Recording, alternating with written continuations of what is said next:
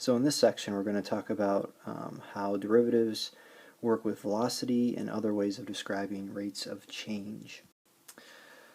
First thing is we're pretty familiar with the term instantaneous rate of change and the fact that that means think of a derivative and the slope of a tangent line.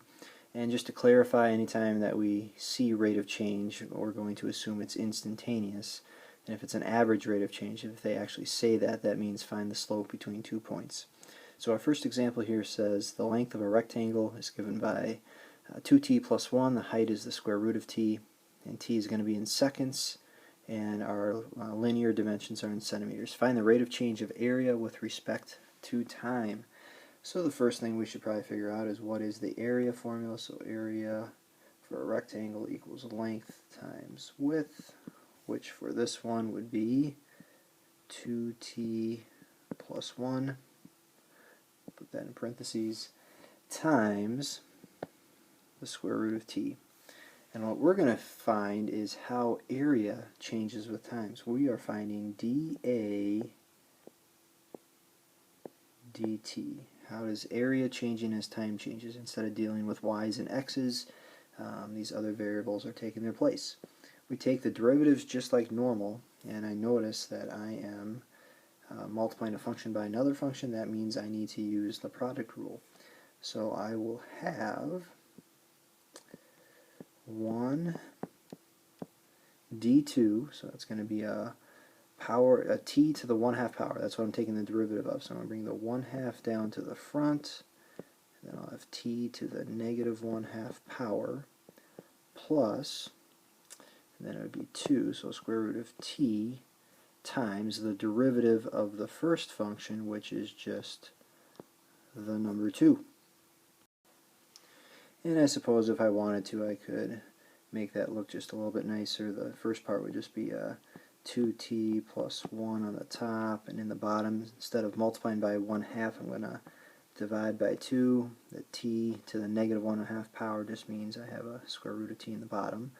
And then here I would have plus 2 times the square root of t. So that's going to be my overall way to describe the rate of change. And because I'm describing area changing with time, my rate would be centimeters squared per, and my time was seconds. Centimeters squared per seconds. So not a very pretty answer, but this bottom part here would be kind of what they're looking for. Our next question is something that you're going to see over and over again in free response questions, and it's just describing how a point is moving or a particle is moving along a horizontal or vertical line. And really what they try to test here is, do you understand how we go from a position equation to a velocity to an acceleration equation, and do you understand all these different terms that are being used? So typically with position, for some reason they use s. So s of t is generally for position. Velocity is v of t, which would make sense, and acceleration is a of t. So even though s doesn't, you might think of it as speed, it's almost always used for position. It's just going to have to be something that you remember. Some terms that you should be familiar with would be displacement. Displacement is just the total change that has happened from the beginning to the end. So if we have 2 times, time A happens first and then time B, our displacement equation is just going to be s of B, the position at time B, minus s of A, the position at time A. That's how we come up with displacement. When they talk about average velocity, that's almost like just using a normal slope formula. Instantaneous velocity is derivative. So just kind of remember slope formula, and again, if we're using these different times, the average velocity would be s of B minus s of A all over B minus A. General slope. Instantaneous velocity, moving along down the line here, is just the derivative of our position function. So we'll get into some unit things in class about why that would make sense, but whenever they ask for the instantaneous velocity, or in general just velocity, you're taking the derivative. And remember that velocity tells us two things. If the answer is positive, that means it's going in whatever we've defined as a positive direction, usually to the right or up, and then negative velocity means we're moving down or to the left. Speed is the, oops, I want to add one thing here just so it's clearly in our notes. When we talk of velocity, we're talking about the derivative of position, so just make sure you have that written in there. Speed is the absolute value of velocity. Speed just gives us how fast we're going. Velocity will give us a direction. So that's just kind of a picky thing. And then acceleration is tells us how the velocity is changing. And because that would be the derivative of velocity, it's also the second derivative of position. So when we talk about acceleration, a of t, we're really talking about the first derivative of velocity and the second derivative of position. So let's just kind of go through a basic example here. We're talking about Bugs Bunny. Yosemite Sam has captured him and he's being forced to walk the plank, but he is not just going to walk. Okay, he just jumps off, and his position is given by this quadratic equation right here. So at different times that is his position. And we're just going to answer 1, 2, 3, 4, 5 parts to this when our position is measured in feet and t is measured in seconds. So first of all, what's his displacement from 1 second to 2 seconds? Again, displacement just says plug in the values into our position function. You're going to subtract one from the other. And I'm confident you guys could plug in a 2 and get an answer, plug in a 1 and get an answer. You're plugging it into this equation right up there. And when we do that, we should get negative 32. So that means he fell 32 feet. Okay, when will he hit the ground? So now we're kind of saying, when will his position be 0? Okay, this position equation is kind of telling us the heights at different times. So we want to know when s of t equals 0. What time will that happen?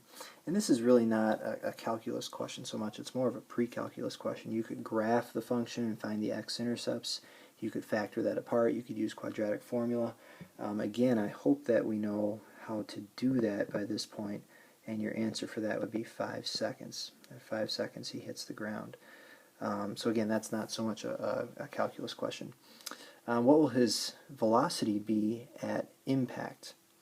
And this is more of a calculus question, so they still might ask you to do B, but then use it really more with part C. So for that we need to find our velocity equation.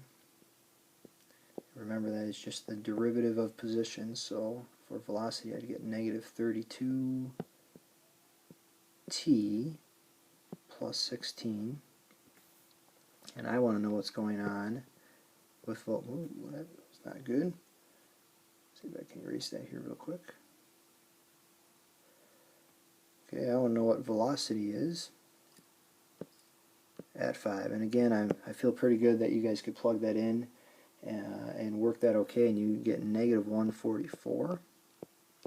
Okay, now what are the units? Well, this is where it's helpful to go back up here and say, well, I'm comparing time and position is in feet. And basically you take the combination of the two. We are going to be looking at feet per second. So feet per second. What is Bugs's speed at impact? So remember that speed is the absolute value of the velocity function. Okay, so we just take this number and we make it positive. So the speed here would just be the positive value that we got before, so his speed is 144 feet per second. And finally, what is his acceleration? And again, what are the units? Acceleration is the derivative of velocity. So I'm going to look way up here. There's my velocity equation, and just take the derivative of that. I get negative 32. What are the units for that? So here's how I think through it. We've done this a couple times in class probably by this point, but I'm comparing feet per second, and I'm basing it on another, comparing it to time. So feet per second is one way to look at it. Feet per second. And if I simplify that, I'm going to get negative 32 feet